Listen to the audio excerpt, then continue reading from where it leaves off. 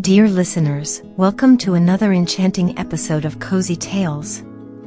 Tonight, let us unwind from our daily troubles and transport ourselves into the world of the Petite Fox. Once upon a time, in a cozy little hamlet nestled amidst rolling hills and lush greenery, there lives a Petite Fox. The hamlet is truly magical, with colorful cottages dotting the landscape and friendly villagers bustling about their daily lives. Tall trees sway gently in the breeze, casting dappled shadows over the cobblestone pathways that wind through the village. But the most magical part of the hamlet is the grape grove that surrounds it. Rows and rows of vines stretch as far as the eye can see, their leaves shimmering in the sunlight. Each vine is home to clusters of plump, juicy grapes that sparkle like gems amidst the greenery. One sunny day, the Petite Fox sets out on a walk through the grape grove. The sun is shining, birds are singing, and a gentle breeze rustles through the leaves, making it a perfect day for an adventure. As she strolls along, her keen eyes spot a beautiful bunch of ripe grapes dangling from a vine. They hang just out of reach, looking so juicy and delicious that her mouth starts watering at the sight. With a hopeful leap, the Petite Fox tries to grab the grapes, but they're too high up. She jumps again and again, stretching her hands as far as they'll go, but the grapes stay stubbornly out of reach. Frustration starts to bubble up inside her, and she lets out a little growl of annoyance. Why do they have to be so high? She wonders aloud, feeling a twinge of disappointment. But then she remembers something her mother once told her. Sometimes things don't go the way we want them to. But that's okay. It's all part of life's adventures. Taking a deep breath, the Petite Fox sits down beneath the vine and looks up at the grapes. They still look tempting, but she knows that no matter how hard she tries, she won't be able to reach them. Oh well, I've tried my best, but those grapes must be sour after all, she says to herself with a shrug. With a resigned sigh, she flicks her coat and starts to walk away. Even though she really wanted those grapes, she knows that sometimes you have to let go of the things you can't have and appreciate the things you do have. And with that thought in mind, she continues on her journey through the grape grove. The next morning, the Petite Fox wakes up with a growling stomach, reminding her it's time for breakfast. With a playful skip in her step, she ventures into the woods, her nose twitching with anticipation. Among the towering trees, she spots a crow perched on a low branch, clutching a tempting piece of cheese in her beak. No need to search any farther. Here is a dainty bite for my breakfast. The Petite Fox thinks to herself, her eyes lighting up at the sight of the cheese. With eager steps, she approaches the tree where the crow sits, her heart brimming with excitement. Good morning, beautiful bird, she chirps cheerfully, hoping to charm her way to a tasty treat. The crow, eyeing her warily, keeps her beak tightly shut, unwilling to part with her prize. Despite the Petite Fox's friendly greeting, she remains suspicious, unsure of the fox's intentions. What a charming creature she is! How her feathers shine! What a beautiful form and splendid wings! Such a wonderful bird should have a lovely voice, indeed. If only she could sing one song, I'd hail her queen of birds. The crow, flattered by the praise, forgets her caution and her breakfast. Eager to be praised as queen of birds, she opens her beak wide to let out a proud caw, causing the cheese to tumble down straight into the Petite Fox's waiting mouth.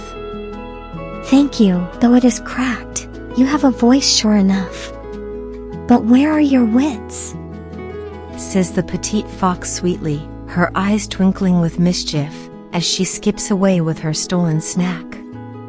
And with a big grin, she disappears into the woods, leaving the crow to ponder her mistake.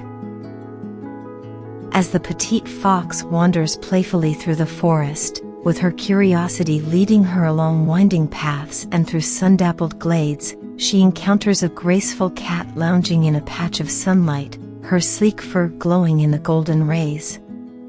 The two exchange playful banter about their appearances, each trying to outdo the other in wit and charm. With a twinkle in her eye, the petite fox boasts about her stylish attire, but deep down, she knows she can't compete with the natural elegance of the graceful cat. Undeterred, the petite fox continues to engage in the spirited debate, relishing the exchange of clever remarks. As the conversation reaches its peak, the graceful cat begins to lose her patience with the petite fox's sharp tongue. Just as tension begins to simmer, the petite fox gracefully rises to her feet, stretching lazily in the sunlight. You may have a very smart coat, but you would be a great deal better off if you had a little more smartness inside your head and less on your ribs, the way I am. That's what I call real beauty, she remarks, her tone playful yet pointed.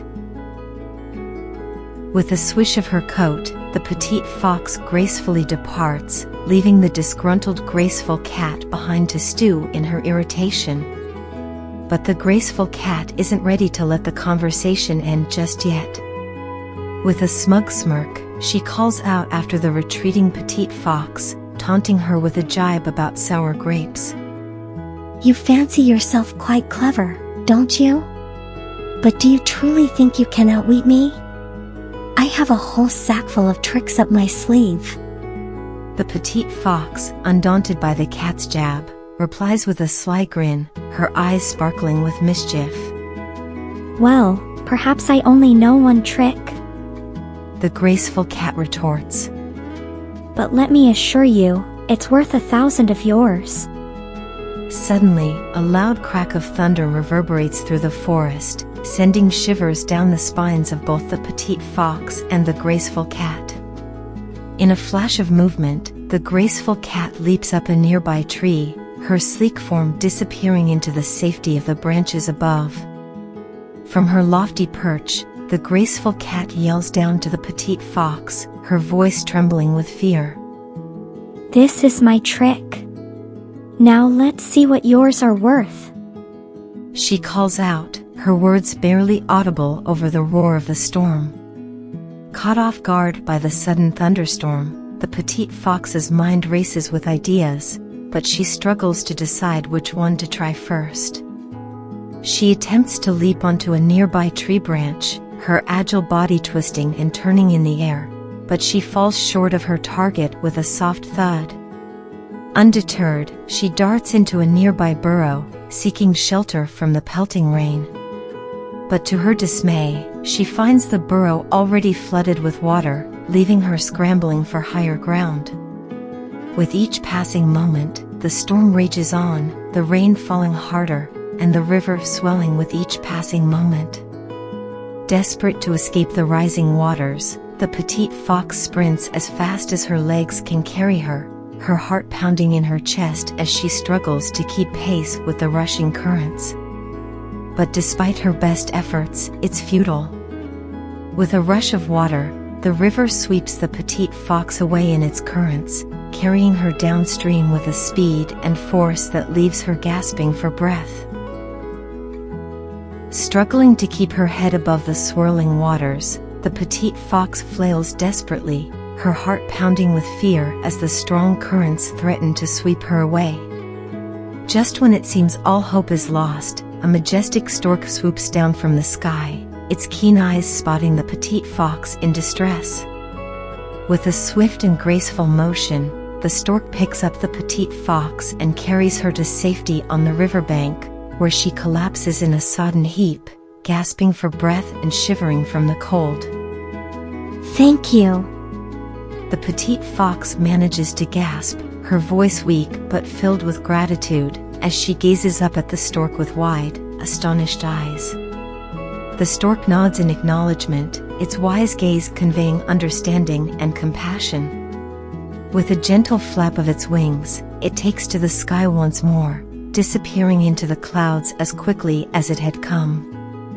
Left alone on the riverbank, the Petite Fox takes a moment to collect herself, her clothes dripping wet and her heart still racing from the ordeal.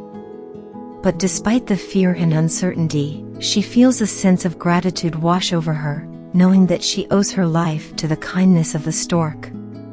And so, with the lessons learned from her misadventures, the Petite Fox sets off on the journey back home. And as she watches the sun set over the horizon, casting a golden glow upon the world, she knows that even the sourest of grapes can yield the sweetest of lessons. We have come to the end of the story about the Petite Fox. If you'd like to see more, please hit on subscribe and give us a like. Good night.